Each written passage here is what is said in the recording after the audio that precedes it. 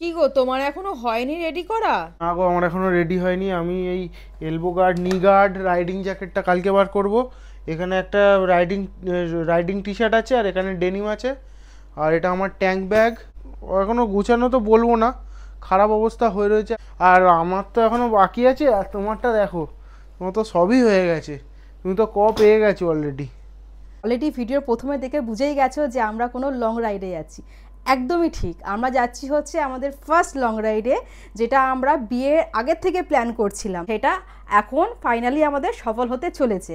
আর যেহেতু এটা আমাদের ফার্স্ট লং রাইড, তাই আমরা কোনো পাহাড়ে না বা অন্য কোথাও না, আমরা যাব হচ্ছে সোজা জগন্নাথ দেবের কাছে, মানে পুরীতে। আমাদের পাশেই একটা মন্দির আছে, সেই মন্দিরে আমরা পুজো দিতে যাবো বাইকটাকে, যাতে ভগবানের স্বাদ নিয়ে ভগবানের কাছে যেতে পারি, তার জন্য। তো চলো মন্দিরে গিয়ে দেখা হচ্ছে। এই মন্দিরটিতে আজকে আমরা পুজো দেব, শ্রী শ্রী পঞ্চাননতলা মন্দির। এটি আমাদের এখানকার কিন্তু খুব ফেমাস একটি মন্দির, জানো তো। এলাকার বেশিরভাগ লোকই বাইক গাড়িতে পুজো দেওয়া হলে কিন্তু এখানেই আসে, আমরাও এখানে আসি।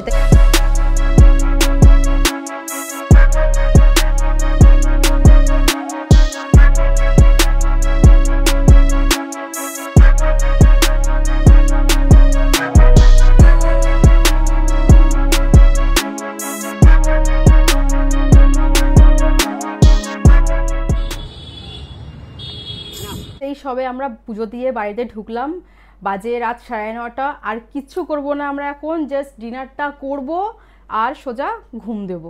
কারণ রাত 2টোর সময় আমাদেরকে উঠতে হবে, আর 3টের সময় আমাদেরকে বেরোতে হবে। ভালো করে যদি ঘুমটা আমাদের না হয় তো রাস্তায় প্রবলেম হবে, অনেকটা দূর আমাদেরকে জার্নি করতে হবে।